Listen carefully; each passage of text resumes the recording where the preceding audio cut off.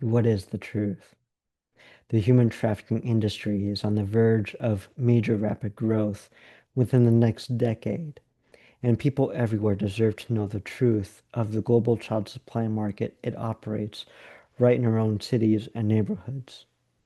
I'm Moses Farrow, trauma therapist, educator, and activist for children and their families victimized by this industry.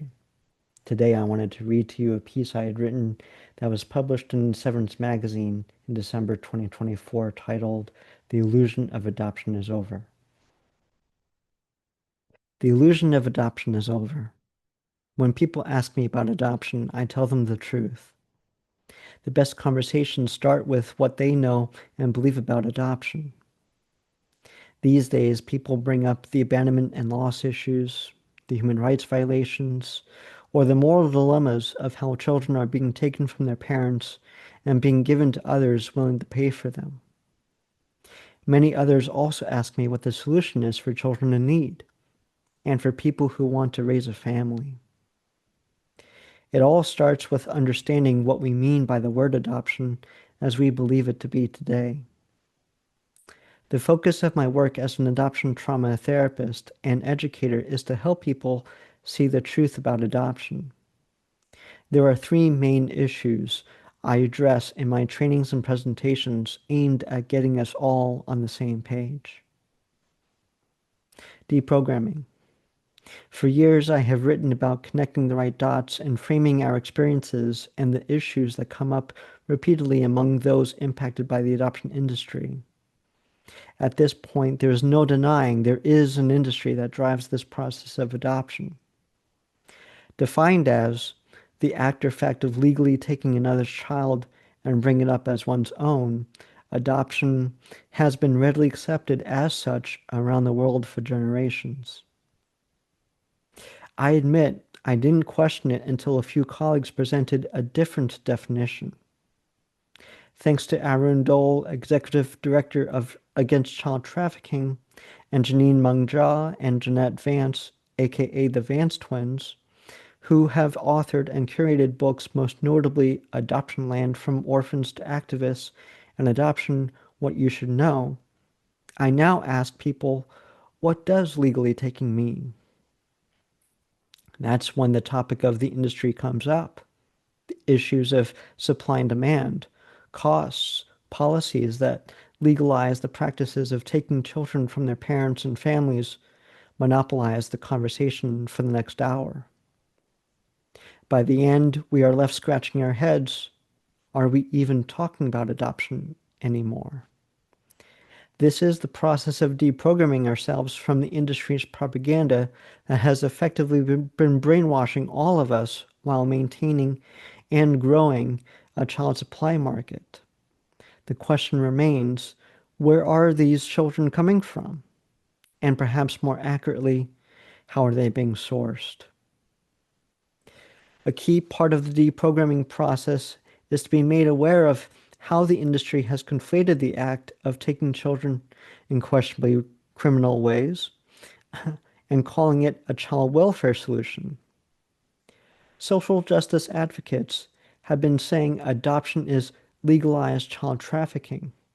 And now there are a number of investigations, documentaries such as One Child Nation and Geographies of Kinship, and testimonies of victims that are providing such evidence of children and their mothers being trafficked through adoption, otherwise known as TTA. How can this be considered an acceptable child welfare solution? It presents a conundrum,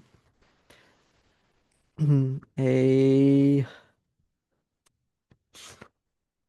moral dilemma that needs immediate rectification and redress. To start, trafficking mothers and their children needs to stop and their rights protected. Child trafficking is not a child welfare solution. Victimization. The trauma of adoption has become widely understood as a traumatic loss. The mental health field has been on a trauma-informed movement for over a decade, thanks to the ACEs study in 1997. and top professionals like Nadine Burke-Harris, Bessel van der Kolk, and Gabor Mate, among others. Worth noting, too, are Robin Goebel and Paul Sutherland, who have helped bring attention to the layers of attachment trauma experienced in adoption. Today, people more readily acknowledge the trauma of relinquishment, abandonment, being given up for adoption, and the way it shows up as complex PTSD. However, there are victims still pushing for the truth of what has happened to them. What they find goes beyond the concerns of attachment trauma and being wrongfully pathologized. The truth is that the trauma comes from being victimized, dehumanized, and commodified by this industry. The trauma is intergenerational, systemic, and globalized.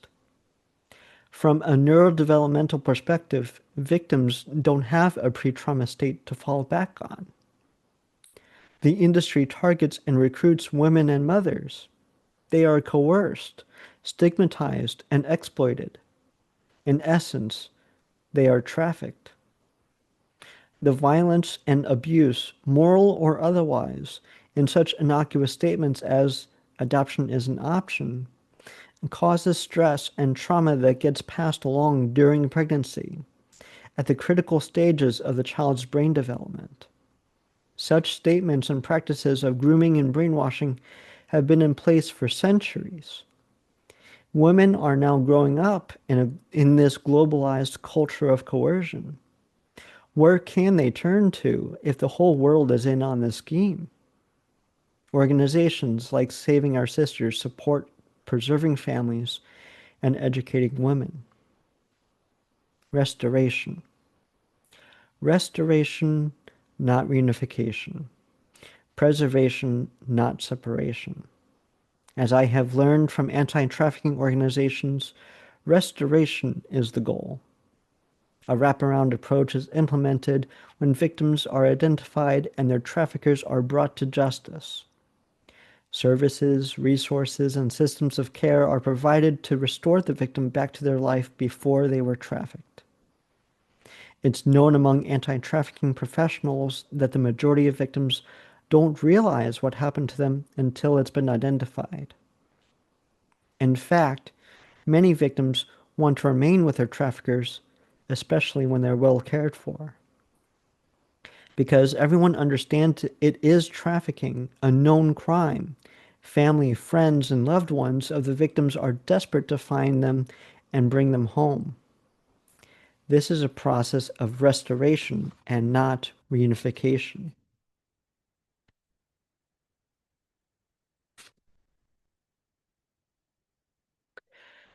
However, the adoption industry has so effectively blurred and conflated these issues that many reunifications fail in adoption, leaving it up to debate whether reunification should happen at all. Victims of the adoption industry share the desire to stay with the people who bought them, often referred to as Stockholm Syndrome, bringing up the gratitude for saving them. As adoptees, or rather victims and commodities, seeking the truth of what happened to us must be the priority. Identifying the problem is the necessary first step in deprogramming ourselves from the industry's propaganda. Having gone through this process myself, I no longer go along with this illusion of adoption that has the whole world believing it's child welfare while the industry has built a multi-billion-dollar trafficking scheme. Human trafficking is a crime. What is often lost and rarely mentioned in such conversation is the fact that this industry has been responsible for thousands, if not tens of thousands, of deaths, suicides, and murders of mothers and their children. The industry has left a legacy of genocides and war crimes. These are crimes against humanity that go far beyond the issues of loss, abandonment, and relinquishment. We must not allow this legacy to continue. War is war. Death is death. Crime is not care. Trafficking is not welfare. This illusion of adoption is over.